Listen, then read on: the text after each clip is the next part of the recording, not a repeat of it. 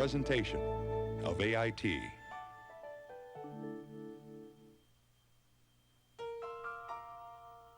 How well are all of your students learning? Are you constantly improving your instruction? Highly successful schools ask themselves tough questions like these. How do they find the answers?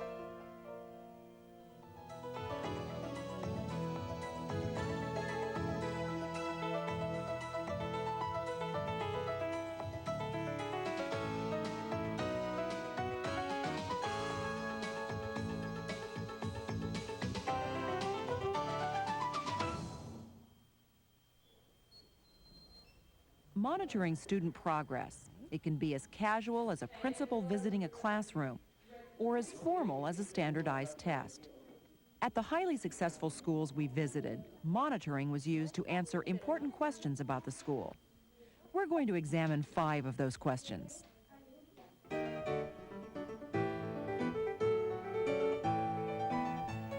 Jimmy tells me he's in the top 98% of his class. That sounds pretty good. Hey, come back here. Good morning. Where are you going? Good. That's where you belong. Nancy Ishinaga inherited a school with severe problems.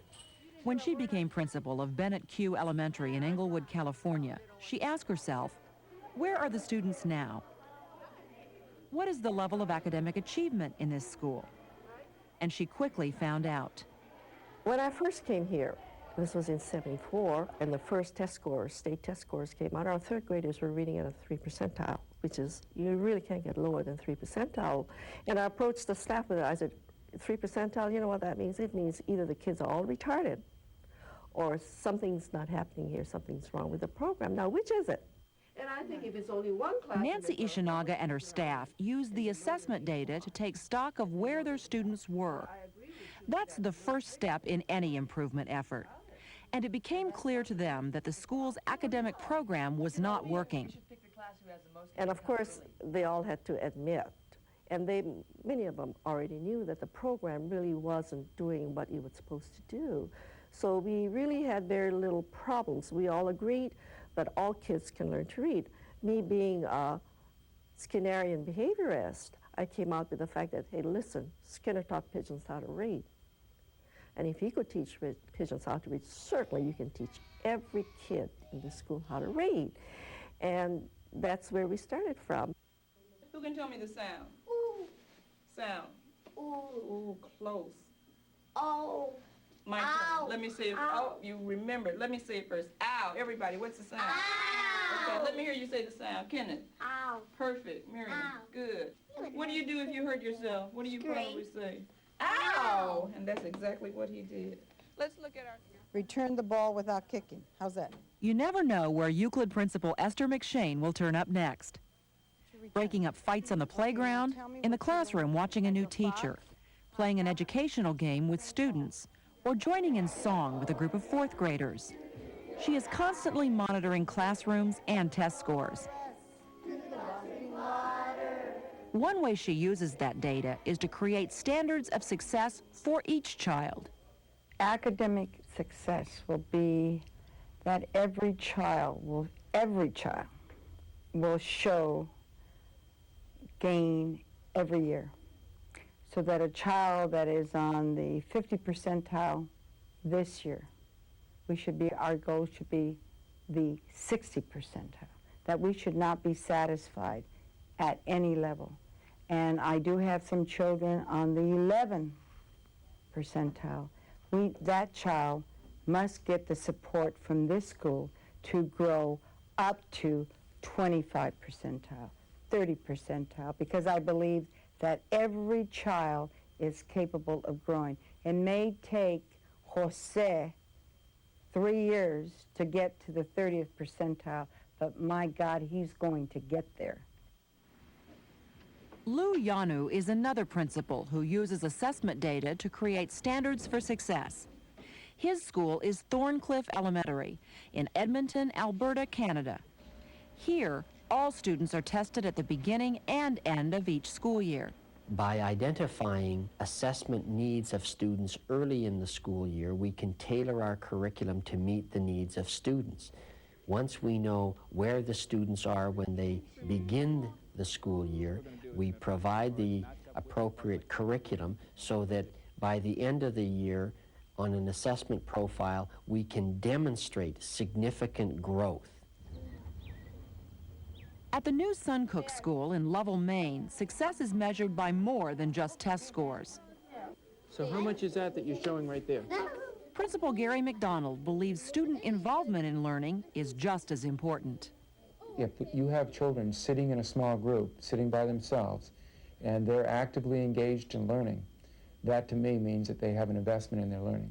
To it and see if they fit it, and if it does, you circle the S and then you put it. Right, so what is not 160? Hold on. Oh, yeah. I'll go this one. Don't go there. See how big he is compared to this one? Because that one's curling up. Yeah, this one looks fat. Yeah, they get fatter, and his arm is still out. It's not across his chest yet.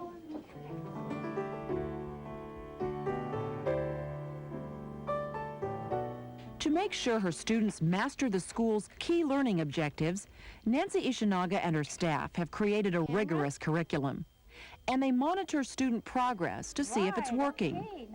In other words, we have a very well-defined curriculum, and I monitor what happens in the classrooms by periodic tests, which the teachers all give, and every teacher in every grade level gives the same tests. They turn in the results to me, and we go over them together to see where strengths and weaknesses might be, where changes in the tests or changes in the curriculum need to be made. I think there's too many papers here and too many things to look at. Could you guys kind of take a look at them and come up with something that's more usable for you guys? Could we even give it, instead of 1, 3, or 4, could we give it a content score and a mechanic score? Yeah. Because they have something to do with one another, but they're two different things. It's too hard to consolidate them. Right. And Yeah, that might be easier. That would be easier. Giving them two separate scores. yeah. Because if the content is there, you can focus in on the mechanics and teach those. It's, And that way you really, when you look at the papers, you're really narrowing, well, what do I need to work on? I need to work on mechanics, or do I need to work on whether or not they can develop ideas? So you think the content... It doesn't mean that we control everything. It means that within a certain parameter, the teachers have all the freedom they want. So if you go into every class, every teacher teaches differently, and different things go on. However, the basic framework is there so that everybody learns what they need to learn. What does this activity look like to you? Some people call it chaos, but new Suncook principal Gary McDonald calls it active learning. Well, I think from the casual observer, certainly, you'd begin to question what was happening. There's kids all over the place. You know, there's a lot of noise, a lot of interaction. I think when you get more involved in sitting down and being with the kids and watching them interact with the different centers, then you find that there's a tremendous amount of learning going on. These students seem involved in their lessons, but can teachers really monitor and assess the learning going on here? There's a tremendous amount of assessment that goes on within a day and within the center time. The teacher is interacting with the children individually. They're looking at each of the centers and creating, through observation, a real assessment of where each of the children are at as they move through their center time. And that's a part that we begin to talk about as staff as to what is the appropriateness of the activity. And it comes back to the question we ask often during the day is, what are we doing and why are we doing it?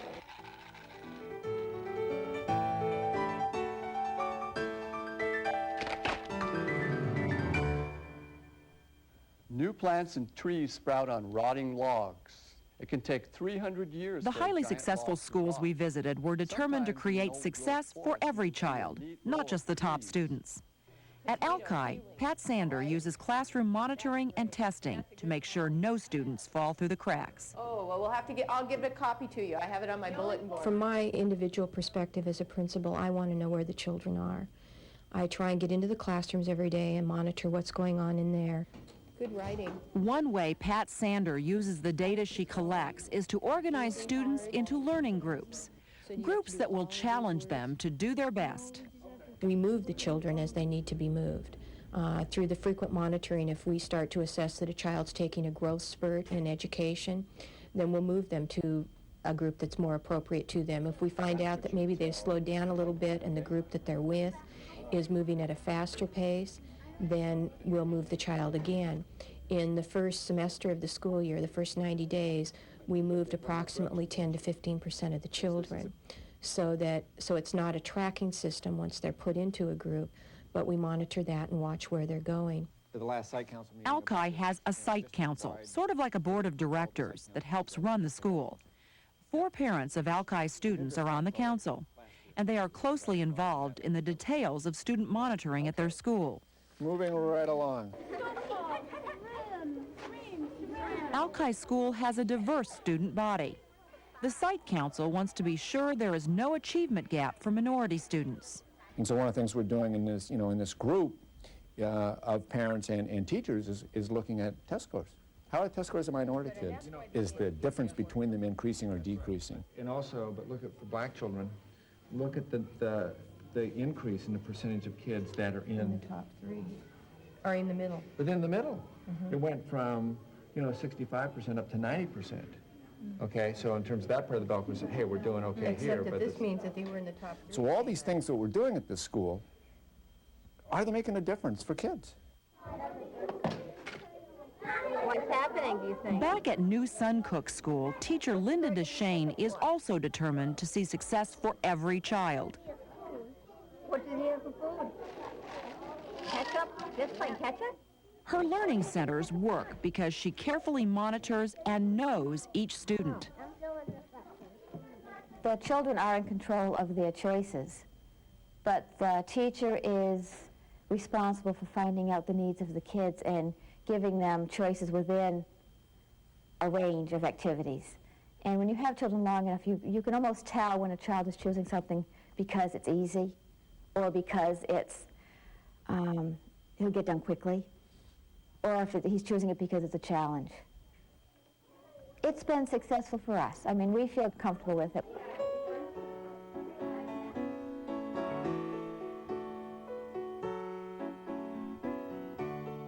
I said, your son doesn't seem to listen very well.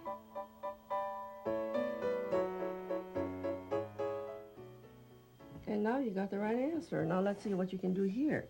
Same thing here. This is you have to borrow from here to make it into a 10, right? So what does this become? At Bennett Q School, Nancy Ishinaga personally tests the academic skills of each new student. She uses this assessment to get parents involved in the child's learning. Like that, Our kids have already had fractions because we do that in the first half of the year, in the 4th grade. So my suggestion to you is to go to the drugstore and look for workbooks on simple fraction and help her with that. Oh, I know that good. I know fractions. Well, that's good. And it would help because your son is in exactly the same boat. Of course, I have to do a lot of counseling with the parents to make them understand why. And generally, they understand.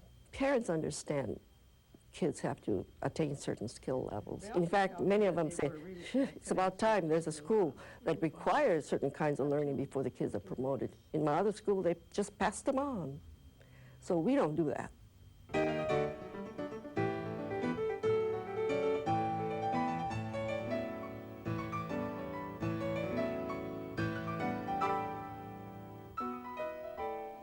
Spiders, mice, and snakes live in the forests. At Alki School, 2nd and 3rd graders are grouped together at what's called the primary level. 4th and 5th graders at the intermediate level. This is part of the early childhood model, pioneered by Louise McKinney. We say in our early childhood model schools that if a child doesn't learn in the way we teach him or her, then it's our responsibility to teach the way that child learns. Did anything happen to him after he drank it? No. Yes. So should we say no freckles yet? Not. Did he sit and watch for them? Diane Tompkinson is a teacher at Alki. She was looking for a way to improve her students' listening skills. A staff development expert from outside the school showed her how to use an instructional technique called Story Painter. The children paint a picture to present their vision of what a story is about. Brains moving? All right. What do you want to say about chapter 3? What do you think Savun was illustrating here? I think she was illustrating with the freckle juice, and he was mixing all the things up together. How do we want to say that? The main idea of what he was doing in chapter 3? Andrew was what? Andrew was... What was he doing? Was the verb? making freckle juice for freckles. He was making... The more strategies and methods you have, the more children you reach, and the more interesting it becomes. And I think that's a key thing we're finding nowadays is letting children know there is more than one path to the house. And they're all acceptable and appropriate. And so that you have children taking risks in learning. You have a lot more staff taking risk. You see, there's so many things at work. And it's exciting to try out a wider variety. At the highly successful schools we visited, the educators were constantly monitoring student progress. Monitoring helped them answer important questions about the school, such as, how do we define success? And are any students falling through the cracks? Successful schools are in a constant mode of self-improvement. They use monitoring to judge their efforts. Bottom line is student achievement. And we need to continue to work on it. We need to focus in an area. We need to grow in that area. And as we see growth in that area, we need to identify another area so that we can continue to build on techniques, strategies that can equal success for children.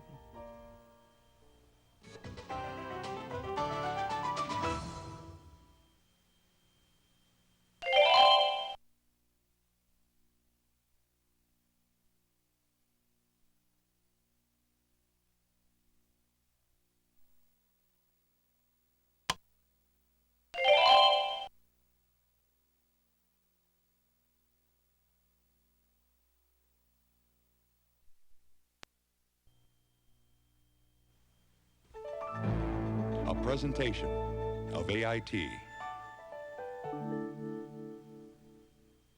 Ineffective instructional strategies. Number 17, a strategy for keeping students on task. And that happened during the reign of Louis the 14th. Or was it Louis the 15th?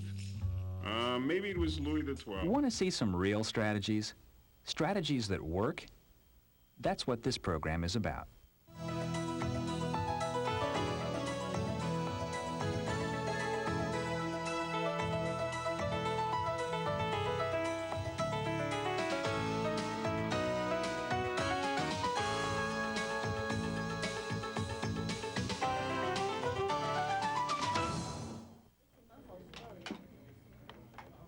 In highly successful schools, the educators work to develop effective instructional strategies, strategies that produce results for their students in their schools. In this program, we'll examine 5 strategies these schools use.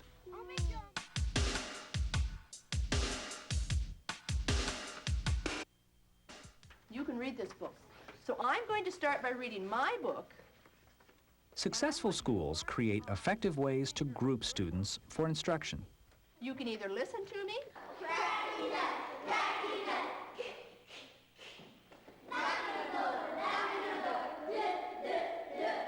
At the Vann School in Pittsburgh, some students are placed in a program called ELS, Early Learning Skills.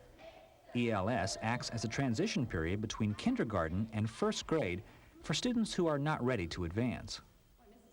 If you give them a year to learn the importance of language and work on fine motor skills, listening, attention span, and you also give them a year to build up their confidence, they usually do very, very well. It's that real long word. Cornucopia. Vann Principal Doris Brevard is a strong supporter of the Early Learning Skills Group. She calls it an ounce of prevention. We feel here if you can solve the problems, if you can get the children help at a very young age, then that will eliminate the more serious problems when they get older.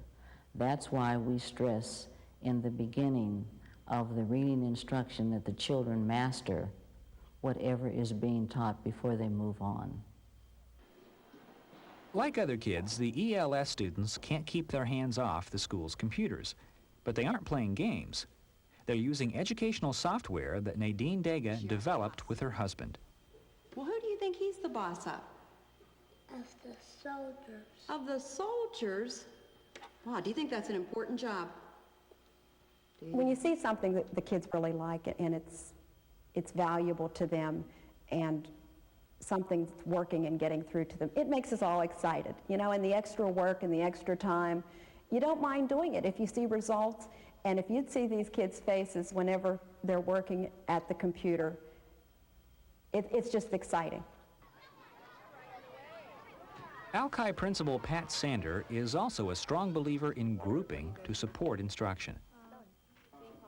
She and her teachers monitor to find each student's individual learning style. Then they create instructional groupings based on the children's needs. We move the children as they need to be moved. Through the frequent monitoring, if we start to assess that a child's taking a growth spurt in education, then we'll move them to a group that's more appropriate to them. If we find out that maybe they've slowed down a little bit and the group that they're with is moving at a faster pace, then we'll move the child again. In the first semester of the school year, the first 90 days, we moved approximately 10 to 15% of the children. So it's not a tracking system once they're put into a group, but we monitor that and watch where they're going. In some schools, children in learning groups are given labels. You don't see the labels, but they exist, and they may stay with that child through every grade. That doesn't happen at Alki. The basic philosophy goes back to all children can succeed, and when you place labels on children, expectations for those children accompany those labels. And what we wanted was to make sure that we weren't holding children back because there was a label that was put on them because of some bureaucratic need to rationalize how monies was being spent.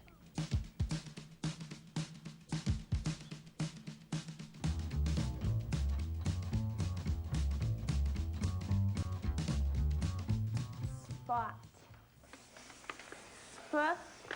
Spot. Spot. Another important trait of successful schools is appropriate pacing of instruction. The emphasis here is on accelerating the learning for all students, even those who are behind. Without acceleration, these students will never catch up. 15, 16.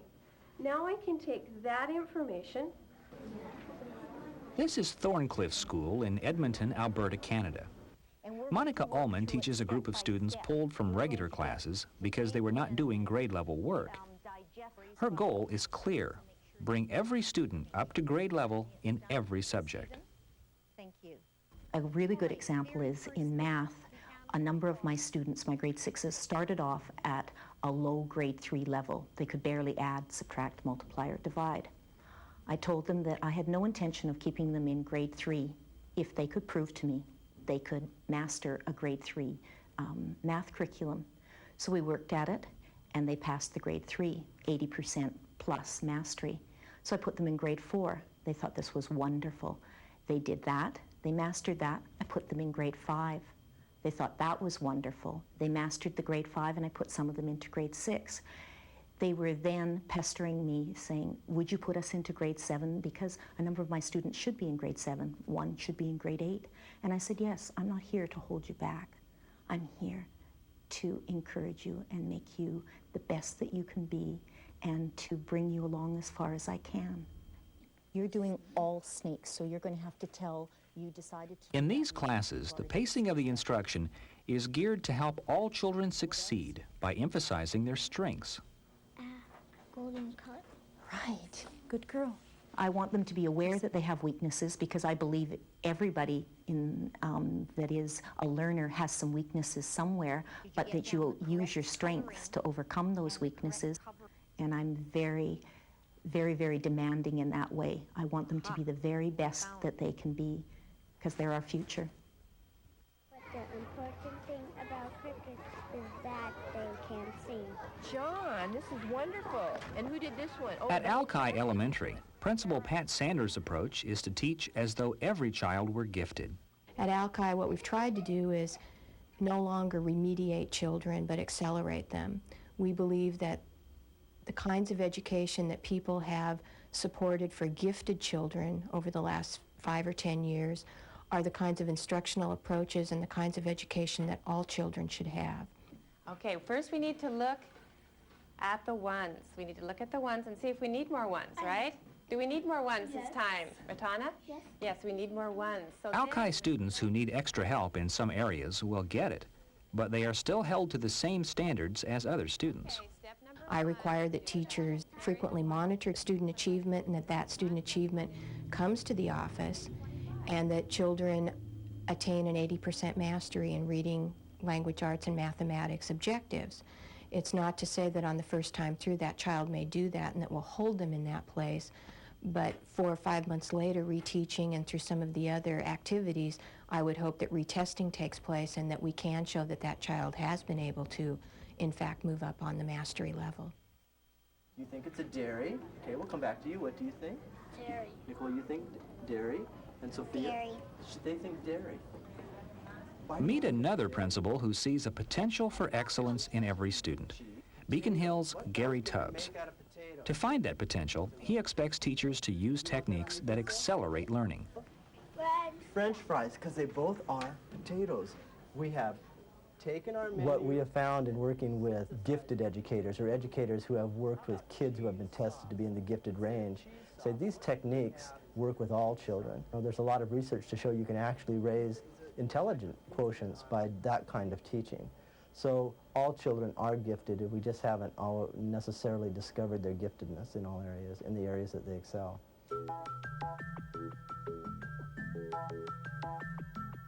Mrs. Crenshaw, I think this time your students have gone a bit too far.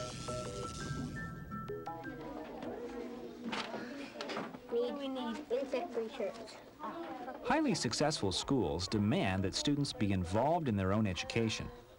Teachers at these schools use instructional approaches that promote active and enriched learning. At Alki School, 2nd and 3rd graders are grouped together at what's called the primary level. 4th and 5th graders at the intermediate level. This is part of the early childhood model, pioneered by Louise McKinney.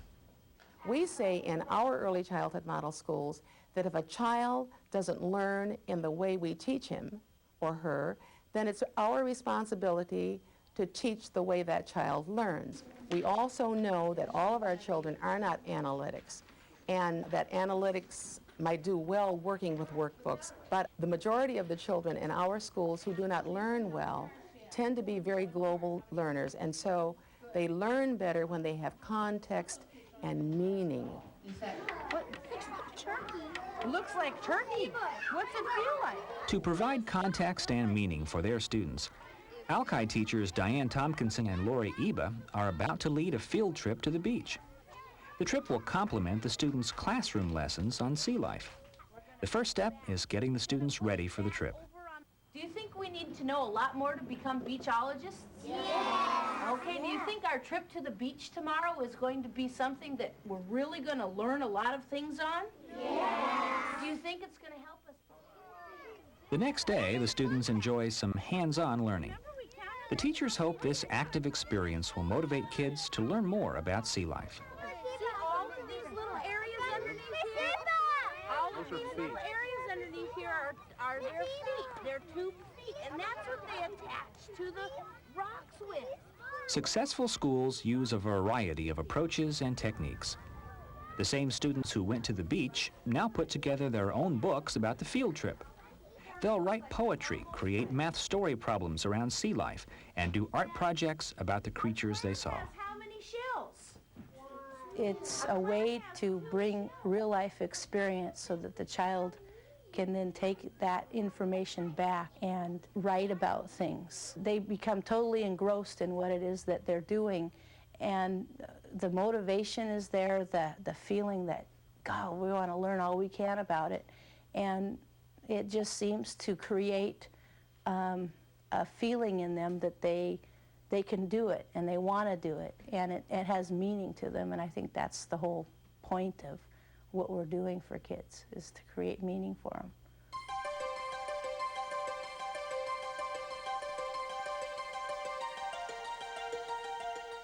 Teachers in successful schools are like chameleons. They adapt. They know how to customize instructional materials and methods for their classrooms. The driving force is student needs, and the adaptations help reinforce the school's instructional mission. Well, I hope you're ready to have some fun this afternoon. We're going to do an investigation that deals with, guess what? Matter. What is matter? Anybody know? You have an idea? Yes. At the Rice School in Dallas, science teacher Georgia Beatty has a terrific imagination. She uses common materials found at home to create original and active lessons for her students. Okay, now you need just some rolling. You don't need any more liquid. Okay, why don't you two guys get each other started? If you're not willing to take in a class after school or go the extra mile or search for something beyond the textbook, put the textbook on the shelf and do something creative, then this isn't the place for you. We're not a textbook-oriented school where we just simply, start at chapter 1 and proceed through chapter 14. We're very different. As long as the kids benefit, and that's the end product, it's okay. Just a little bit right there in the center. Okay. Now you two partners. Like a chameleon, Georgia Beatty adapts to her situation. When her students need something different or when the school policy changes, she changes too. And even when you get to a point where you think it's polished and something changes and then you wind up starting all over. Every time they change the textbooks or the learner standards that we get from the state, I feel like a brand new teacher again because I'm having to dig and look and try to make something fit to the particular needs of the kids. Welcome to the New Suncook School in Lovell, Maine. Give them half a chance and every educator here will tell you about the school's mission, creating lifelong independent learners. To realize that mission, they customize their curriculum and their teaching methods.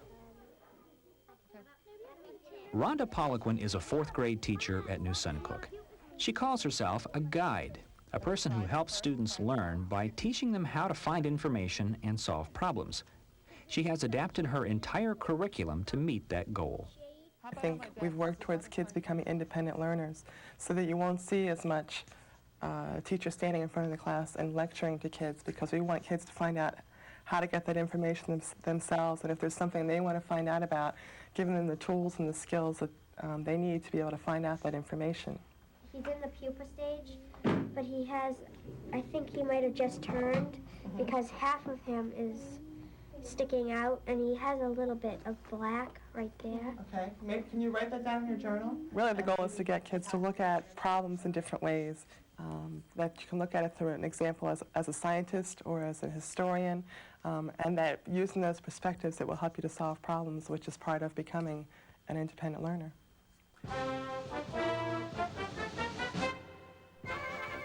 Introducing the Chi-Square Marching Band.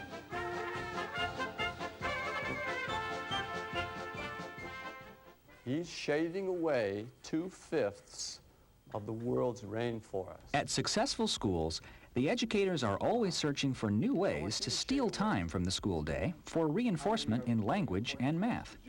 For example,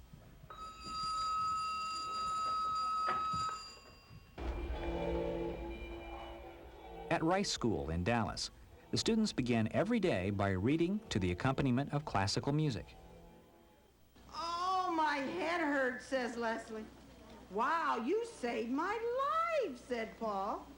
At Euclid, Principal Esther McShane often reads to her students during the lunch hour. Okay. And at Beacon Hill School, students practice their computer skills by writing poetry. A little butterfly in the bushes. It was a nice butterfly, and Welcome aboard. Today's field trip at New Suncook is another good example of how schools steal time for language. and how teachers at these schools integrate language into other lessons.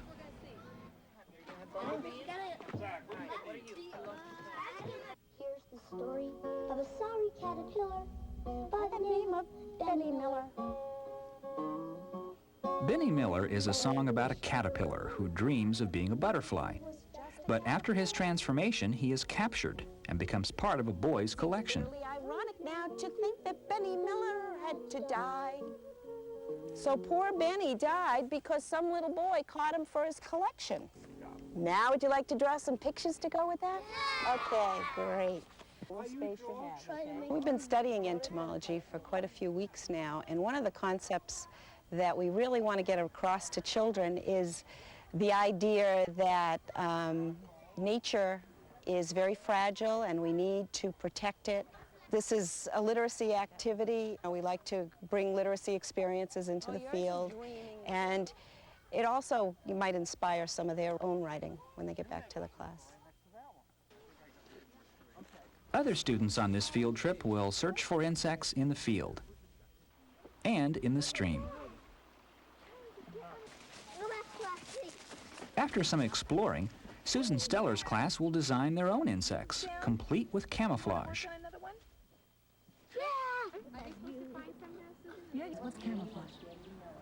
By combining entomology with language and art, the new Suncook teachers help strengthen basic communication skills. Plus, it's just plain fun. I think they're having a wonderful time. I think they're learning a lot and having fun doing it. At the highly successful schools we visited, the educators develop instructional strategies that work for their students. They group for instruction. They carefully pace instruction to accelerate students. They create active and enriched lessons. They customize instruction to their students' needs. And they steal time for language and math. These strategies are designed to help every child succeed.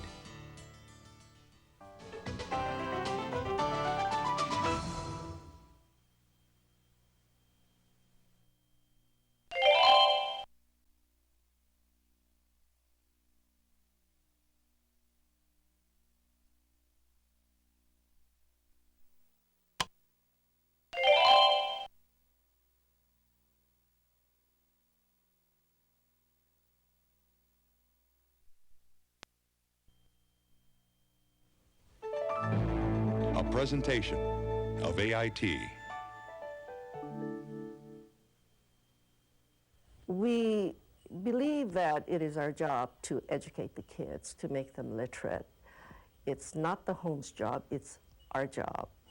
If the home helps, it's fine. But if they don't help, we still have to educate and make the kids literate. Kids who come to Bennett Q, if they're here for any length of time, you can be sure that they can read, they can write, they can compute, and they can speak well, because this is our job, and this is what we plan to do, and this is what we do.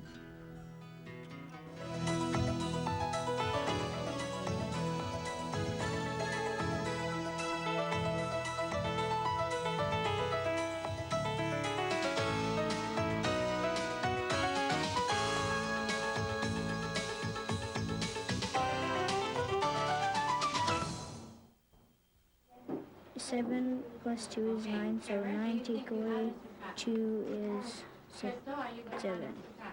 Okay, once again, correct. You're learning real well.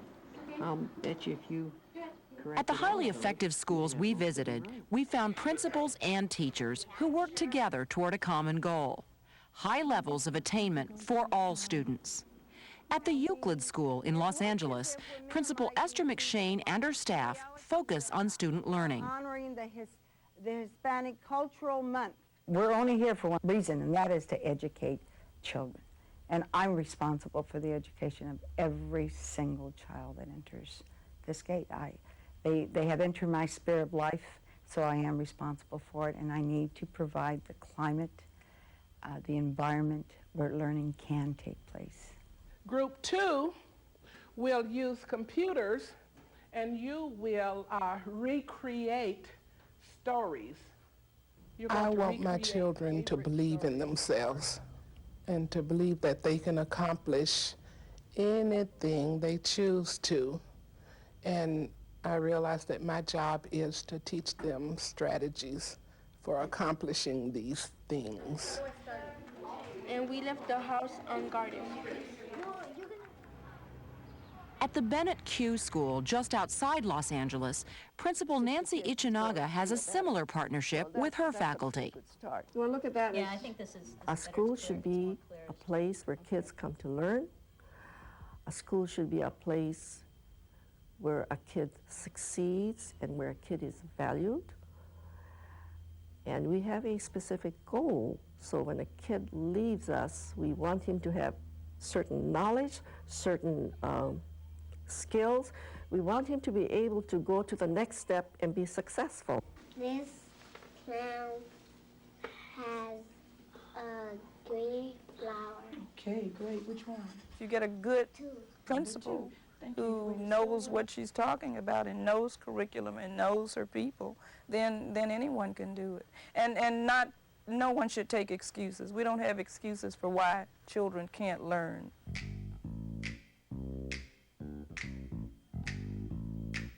First, you have to get their attention. I pledge allegiance to the flag. When principals and teachers focus on learning for all students, the first priority is maximizing the time available for learning to take place.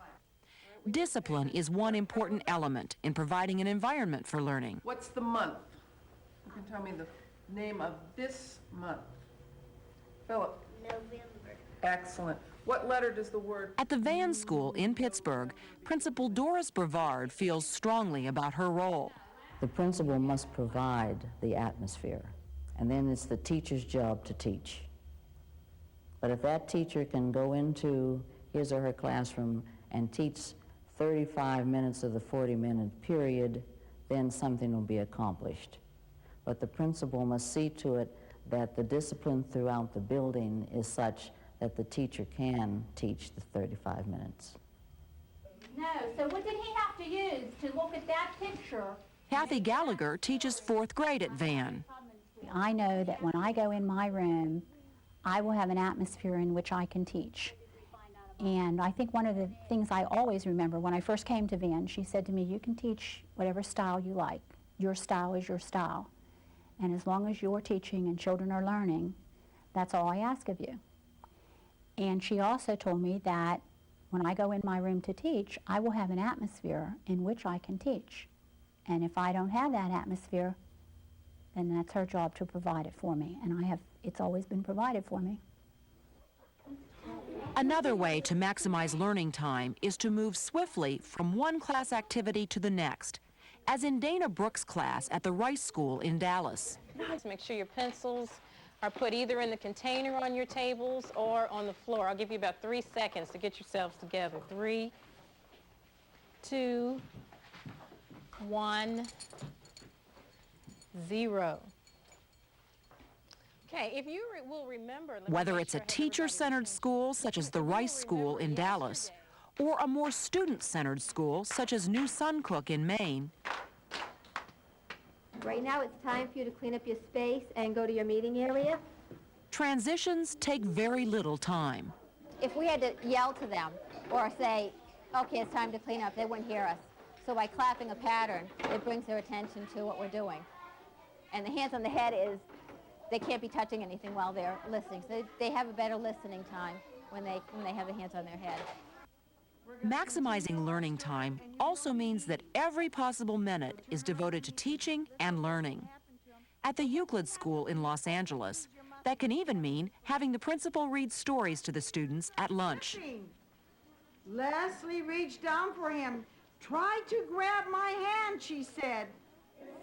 For a principal like Esther McShane, maximizing learning is a high priority. Effective use of time is one of the things she looks for in the classroom. What I look for in a classroom is to see time on task. Why is it that the child is engaged in that activity? Is that activity challenging? Does it raise another level of awareness for a child? our children exchanging ideas with one another. A deer, where does it look like a deer? Point.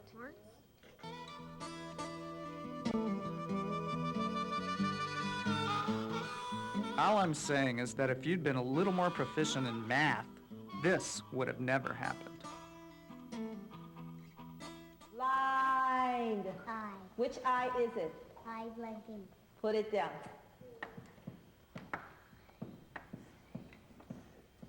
At the Van School in Pittsburgh, their goal is for all students to master the academic content.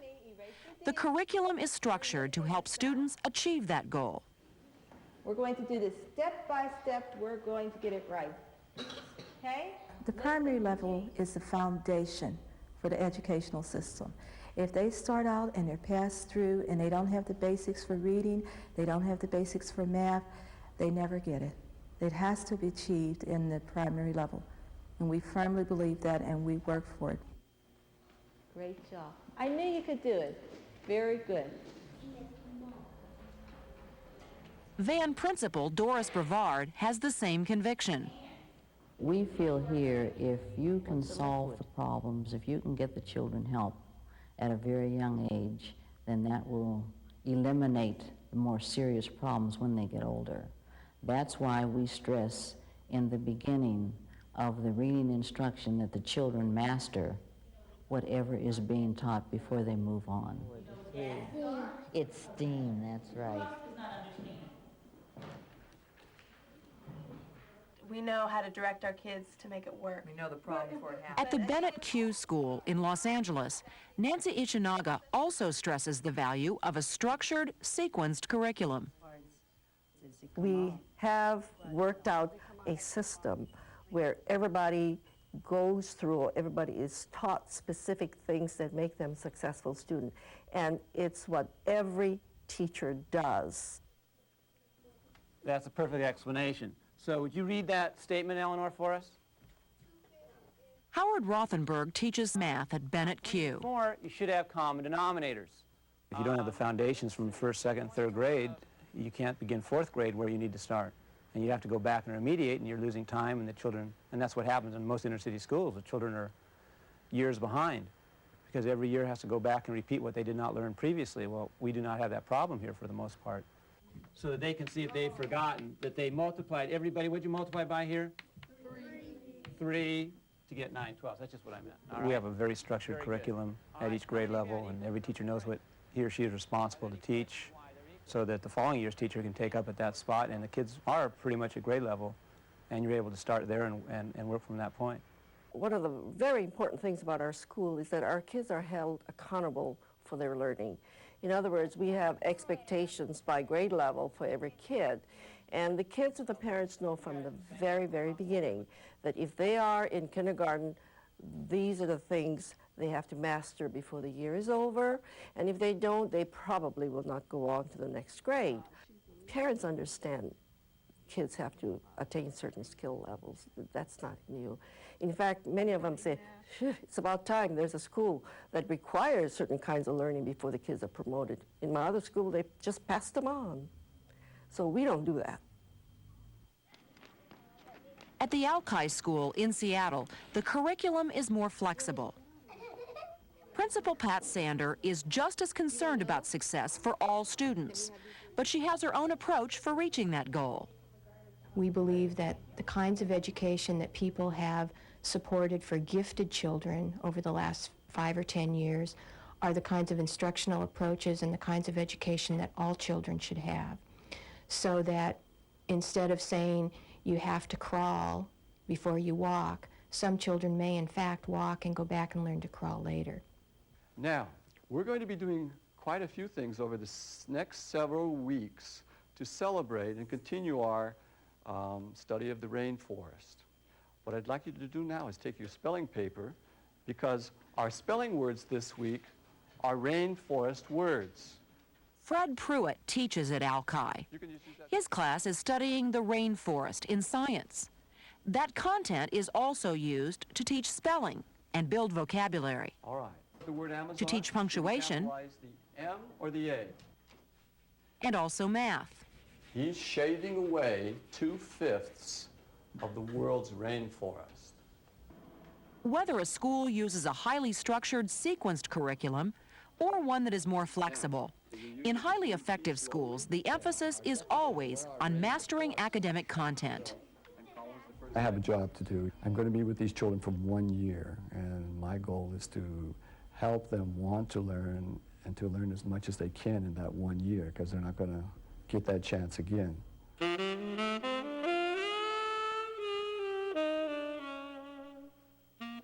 It's a good thing this school provides a lot of individual instruction. At least I'm falling behind at my own pace. To make sure students are learning, highly effective schools monitor their progress and provide special help when necessary. At the Thorncliffe School in Edmonton, Alberta, Canada, Principal Lou Yanu has goals for each student. We have identified for each individual a learning profile so that over the course of the time that the student is in the school, whether it be 1 year or 7 years, kindergarten through grade 7, we would be able to track their progress. The goal is that every child is capable of high levels of success, and that what we wish to see for each individual child on a year-to-year basis is growth from September through June, and that growth profile continue to raise as they continue on at our school. A story that you're thinking of? Another one of our goal statements and belief statements is that if children can't learn the way we teach, then we must teach the way they learn. If a child in a classroom is having difficulty learning, the teachers have committed themselves to working with that child. Aha. Okay, now sometimes we're in places where we sit really close to each other, and what happens, you had mentioned to me earlier, Jared, something that you want to do when you feel kind of squished. What do you want to do? You want to what? Push them away and get them out of the way because you feel squished. And then what happens, Chris, when somebody pushes you, what do you want to do? Push them back. Push them back. And then what happens? And then, sure enough, you end up in a fight. There's no doubt about it. But we're going to practice some skills today so that hopefully you will remember not to want to go, get out of here, okay? This is called ignoring distractions. At Thorncliffe, helping students learn can mean teaching behavioral skills in classes, such as this one taught by Pat Castoros. The purpose in having the kids come into the skills program is that the teachers have checklisted certain behaviors in the classroom that they notice that they're lacking in those particular skills, and so need practice in those areas. Go for it. Yes, Stephen? Can I sharpen my pencil? You certainly can sharpen your pencil. If you're not able to behave and you're distracting others and you're distracted yourself, then you're really not picking up the academic things that the teachers are offering you. It fits into the basic philosophy of the whole school that learning is important, that practice is important to be the best that you can be. If you're lacking some skills, we'll offer them to you so you can better your life. At Alki School in Seattle, Pat Sander uses a mainstream approach to ensure student success. One of her first moves as principal was to get the non-English students into regular classrooms as quickly as possible. We've tried to do an immersion technique, and instead of having those children pulled out where they're in a room with other children that are speaking the conglomerations of languages and dialects, we have looked at instructional placements that are appropriate to them and mainstream them in with the rest of the children. And so consequently, the English language then seems to take off much more quickly with those children. What you can do is type in the list of words on the crossword magic. The same approach applies to children with learning disabilities or physical handicaps. They spend a small part of the day with special ed teacher Tove Anvik or in individual instruction. But the majority of their time is spent in regular classrooms. They need to be in class. They will learn more by learning from their peers and from their teachers, and by learning how to use the textbooks and how to listen and how to take notes. Those are all more useful skills for them as they go on in school than pulling them out and working one-on-one. the basic philosophy goes back to all children can succeed. And what we wanted was to make sure that we weren't holding children back because there was a label that was put on them because of some bureaucratic need to rationalize how monies was being spent. It takes a combination of factors to make a successful school, but an emphasis on essential learning skills is one of the most important. The schools in this program maximize the time available for learning. They design a curriculum that stresses mastery of academic content, and they provide support for students who are not succeeding. I think that a child who doesn't feel good about himself cannot feel good about the world. So we try to make every one of our kids successful, at least academically. So whatever may be wrong with another part of his life, at least this part is good. And we hope that for many of them, this will carry them through. And I think it will. I really do believe that it will.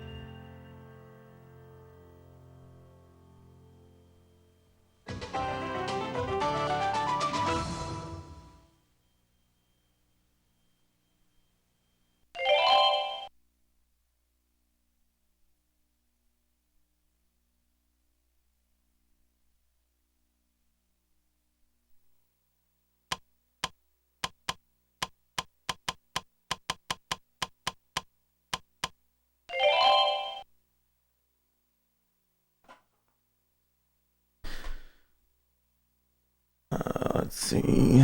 So today, 6, 3, row 56.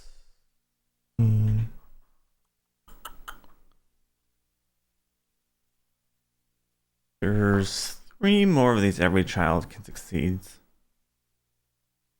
3 more.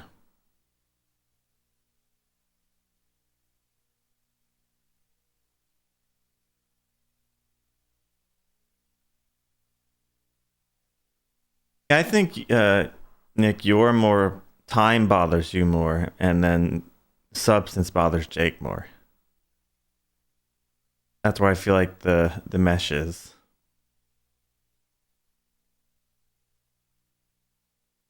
Fireworks time again.